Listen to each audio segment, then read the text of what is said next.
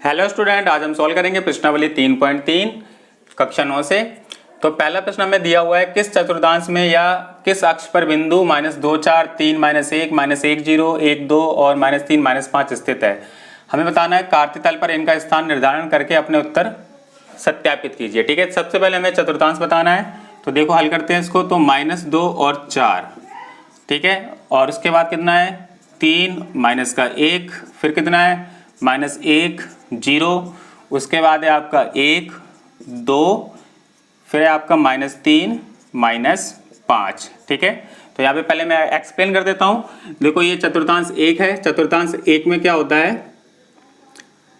x plus का होता है और y किसका होता है, प्लस का होता है। चतुर्थांश 2 में क्या होता है, x माइनस का होता है और y प्लस का होता है। ठीक है, चतुर्थांश 3 में x माइनस का होता है, y भी माइनस का होता है, और चतुर्थांश 4 में x प्लस का होता है और y किसका होता है, माइनस का।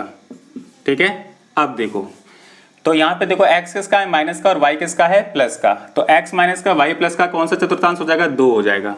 ये चतुर्थांश 2 हो गया। ठीक है, उसके बाद देखो x किसका है, प्लस का, y किसका, माइनस का। तो x प्लस का और y माइनस का, देखो x प्लस का y माइनस का कौन सा चतुर्थांश आ जाएगा, चतुर्थांश 4। ठीक है, उसके बाद -1 और 0 दे रखा है। तो -1 और 0 देखो यहाँ पे अगर y की वैल्यू 0 है, y का मान 0 है, तो ये किस पे हो जाएगा, x अक्ष पे हो जाएगा। ठीक है, x अक्ष। उसके बाद देखो 1 और 2 बोल रखा है। तो देखो x भी प्लस का, y भी प्लस का, x भी प्लस का, y भी प्लस का किस में होता है, चतुर्थांश 1 में होता है। ठीक है, उसके बाद x किसका है, -3 और y किसका है, -5। ठीक है, दोनों माइनस के किस में होते हैं, चतुर्थांश 3 में। तो ये चतुर्थांश 3 हो जाएगा। ठीक है, उसके बाद हमें क्या करना है, कार्तीय तल पर इनका स्थान निर्धारण करना है। तो देखो सबसे पहले हम करेंगे -2 और 4। तो आपको क्या करना है, मूल बिंदु पर जाना है। ये मूल बिंदु हो गया। मूल बिंदु में सबसे पहले आपको जाना है -2, x अक्ष पे -2 जाना है। तो ये हो गया 1 2, ये माइनस का 2 हो गया। फिर कितना है, y अक्ष पर 4 कदम ऊपर जाना है, मतलब 4 एकक, ये 1 एकक 2 एकक 3 एकक 4 एकक। तो ये बिंदु आपका कहाँ जाएगा, यहाँ पर आ जाएगा। ठीक है, ये हो गया आपका -2 और 4। अब उसके बाद देखो 3 और -1 को दिखाना है, दर्शाना है। 3 और -1 चतुर्थांश 4 में आता है। तो पहले 3 एकक जाना है x अक्ष पे, 1 एकक 2 एकक 3 एकक। ठीक है, उसके बाद आपको जाना है -1, मतलब नीचे की तरफ। तो ये बिंदु आपका यहाँ पर आ जाएगा। ठीक है, ये हो जाएगा आपका क्या, 3 -1। अब हम उसके बाद बात करते हैं x अक्ष पर। तो x अक्ष पर कितना देखा, -1। तो ये हो गया आपका x अक्ष। x अक्ष पे ये क्या आ गया आपका, -1 0 x अक्ष पर होगा। ठीक है, उसके बाद हमें दर्शाना है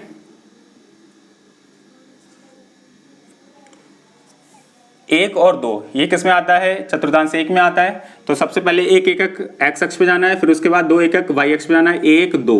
तो ये बिंदु कहाँ पर आ जाएगा, यहाँ पर आ जाएगा। ये हो जाएगा आपका 1 2। उसके बाद देखो चतुर्थांश 3 की बात हो रही है। x अक्ष में कितना है, -3, और y अक्ष में कितना है, -5। ठीक है, x अक्ष में सबसे पहले 3 एकक जाना है, x अक्ष पर ये -3 आ गया। फिर 5 एकक कहाँ जाना है, नीचे की तरफ। 1 2 3 4 5 कहाँ पर आ जाएगा आपका, ये यहाँ पर आ जाएगा। ये बिंदु यहाँ पर आ गया। ठीक है, ये हो जाएगा आपका -3 एंड -5। इस तरीके से इस प्रश्न को हल करना था। अब हम हल करेंगे प्रश्न नंबर 2 को। प्रश्न नंबर 2 में दिया हुआ है, अक्षों पर दूरी का उपयुक्त एकक लेकर नीचे सारणी में दिए गए बिंदुओं को तल पर आलेखित कीजिए। ठीक है, यहाँ पे हमें बिंदु दिए गए हैं और इन बिंदुओं को इन तल पर क्या करना है, आलेखित करना है। तो हमने यहाँ पैमाना लिया, x अक्ष पर एक बड़ा भाग 1 सेंटीमीटर लिया और y अक्ष पर एक बड़ा भाग हमने क्या लिया, 1 सेंटीमीटर लिया। ठीक है, अब हम बिंदु सबसे पहले लेते हैं इस वाले को। तो देखो यहाँ पे x का मान कितना है, x बिंदु जो है -2 है और y कितना है, 8 है। ठीक है, तो सबसे पहले हमें x अक्ष पे -2 एकक आना होगा। तो -1 -2 एकक आ गया। ठीक है, उसके बाद हमें y अक्ष पे कितना जाना है, 8 तक जाना है। ठीक है, तो हम क्या करेंगे, यहाँ पे देखो अभी हमने 6 तक लिया है, तो हम इसको थोड़ा सा और बढ़ा देंगे। तो हम इसको 8 तक ले लेते हैं, इस तरीके से बढ़ा देते हैं इसको। ये हो जाएगा आपका 7 और ये हो जाएगा आपका 8। ठीक है, जितना आपको जरूरत है उतना ले लें।